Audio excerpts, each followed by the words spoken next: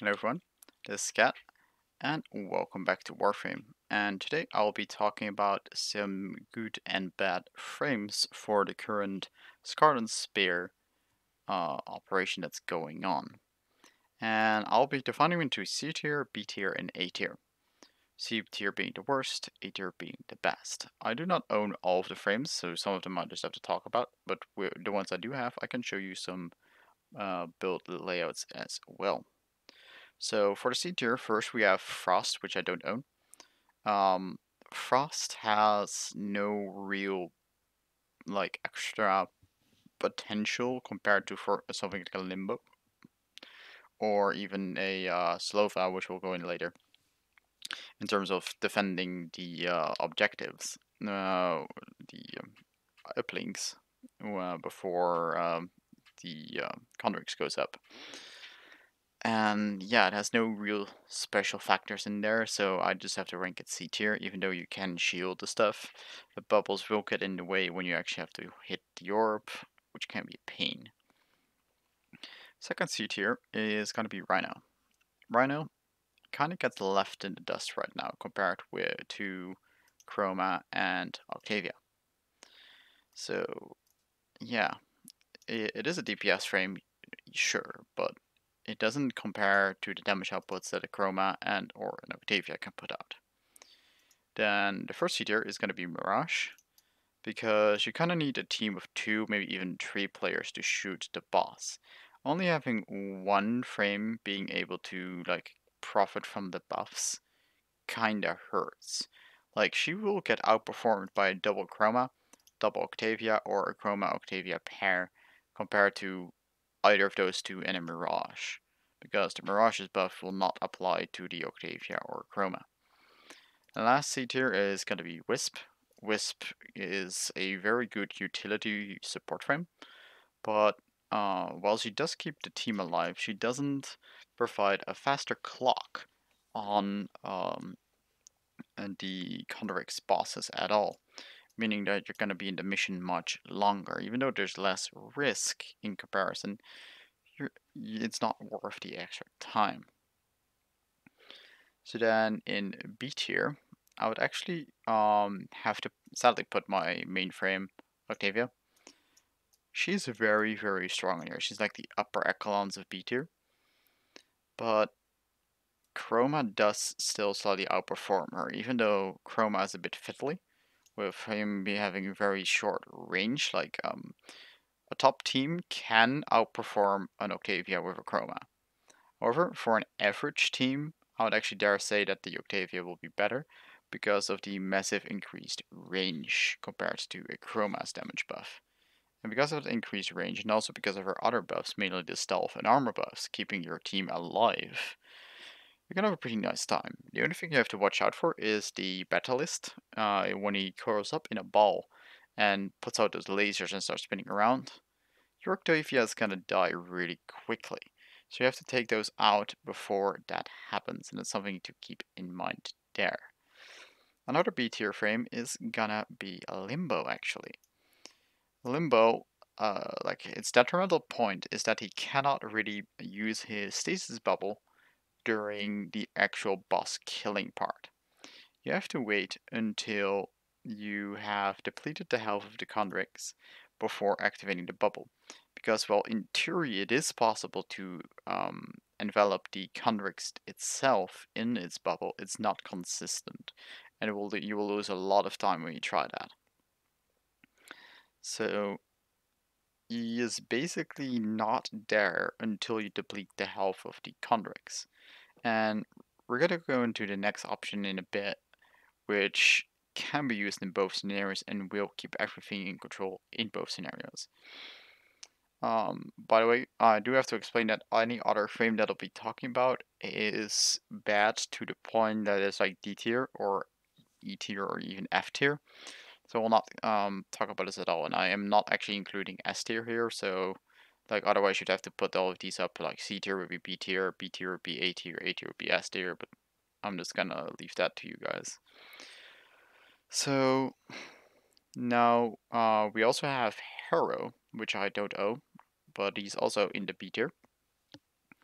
He gives, of course, the crit buff, energy buff, and invincibility buff, which can be very, very good when combined with a Chroma or an Octavia, and it can really be abused sometimes. Again, he is, however, like more of a frame that gives you more of an easy time. He is absolutely not required because you can also just go for double Octavia, Octavia Chroma, or double Chroma. And the last two slots are going to be preserved for the two A-tier frames that I'm going to be talking about next, and or for 2 out of the 3 actually. And well, actually, no, we forget one more B tier. Also, top B tier frame here is going to be Volt. Volt can put up his shields, and the shields are really, really good. They really amplify the damage by an metric fuck ton. And similar to Chroma, Octavia, and Harrow, it is in the DPS category. So in a team, you want to have 2 DPSers. You want to have at least 1 Octavia or Chroma, and then the second slot is going to be filled by any of the 4. So Octavia Volt, Octavia Harrow, Octavia Octavia, Octavia Chroma, or Chroma Volt, Chroma Chroma, or Chroma Harrow. Those are the options that you basically have if you really want to have a solid team. And for the builds on all of these, before I go to the top tier builds, most of them are going to be in the Selfless Chroma category, which is a very high duration, very high strength, and fuck everything else category. Which is in the case with Chroma, it is in case with Rhino, it is in case with the Mirage. Limbo has its own build. Limbo has basically no strength, to the point where you can even put a power donation in here to further amplify the output from your DPS frames. And then there's a lot of duration and range, because you do want to have your bubble be very large and very long lasting stasis. Then we got a Volt. Volt, I don't really have much formats on there, but you're also kind of like go fuck on strength. Again, you can put in power donation. You go for full range because you want to be able to paralyze enemies.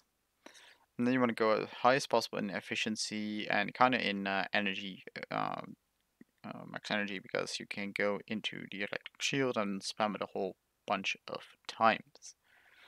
More shields, of course, mean more damage output. And kind of want to have a slight bit of duration, so these last long enough. 33 and so 75 seconds is plenty of time, to be honest. And then we have Wisp is also kind of like a selfless build. You don't really need the range and or efficiency at all. You just want duration and power on here. Then we have Octavia.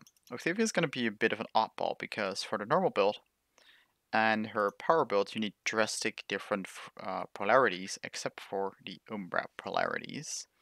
So you kinda wanna have an Umbra format in there, and preferably even 2, because I'm gonna run out of maximum like mod capacity before I get to max out all of these mods, and that's kind of a problem here.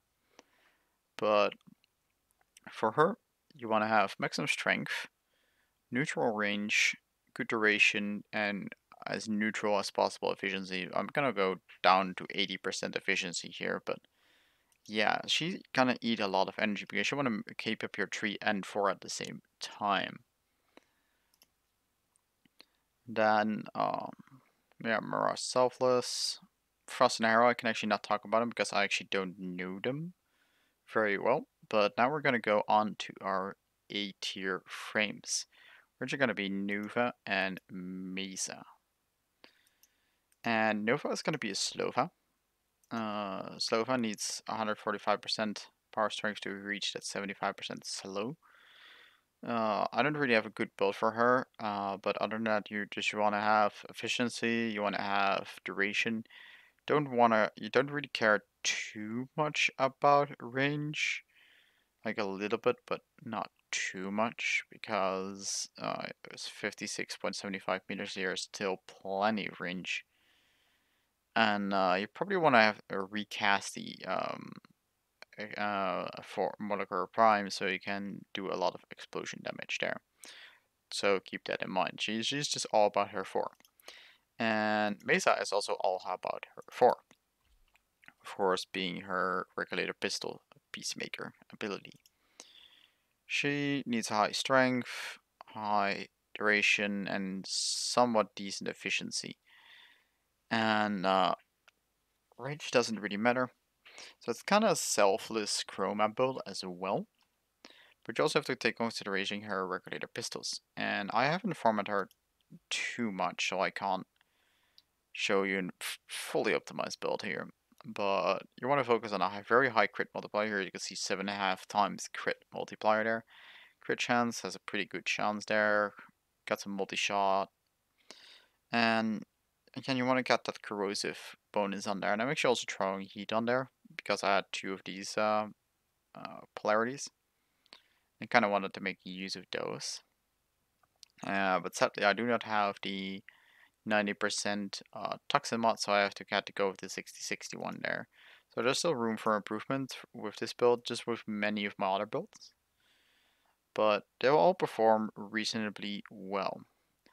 And lastly, I'm gonna show you a Redeemer Prime build. Even though I've shown you guys 3 builds in a previous video, this one is slightly different from the damage build I had. I have put corrosive in here, and I've swapped out the Bolt Strike mod for the Gladiator Might mod. And that's gonna give me some more crit chance and a lot of crit damage. And the Gladiator Might mod is in here because you don't really need the bonus damage from that one. And I'm only keeping in the Sacrifice of Pressure mod because of the damage to sentience and the extra effect I can have from the Sacrifice of Steel thanks to it. Because without it, the 200% goes only down to 160. So I wanted that extra crit chance right there, so that's why I put it on. Otherwise, I would probably put in the Blood Rush, because that would be 100% extra crit chance actually. So that's actually also something I could consider putting in there, because of course we are running charge, so you can always assume that you have 2 stacks of Blood Rush, or the Gladiator Might set bonus. That's it. All your weapons should be modded for corrosive, because the Sentient has ferrite armor. Do not go for a status build. Always go for a full crit build, because the Sentient is resistant against the status effects entirely. But because of the ferrite armor, it does receive 75% more damage from corrosive, and also 50% more damage from puncture. Other damage types are actually less effective. Slash mainly is going to be less effective. So if you have a crit weapon that uses a lot of slash, you might want to consider going to one that has a lot of puncture and or corrosive. That's it. That's all I have for today, guys. Happy hunting. And yeah, hope you guys see you guys on the next one. Good night.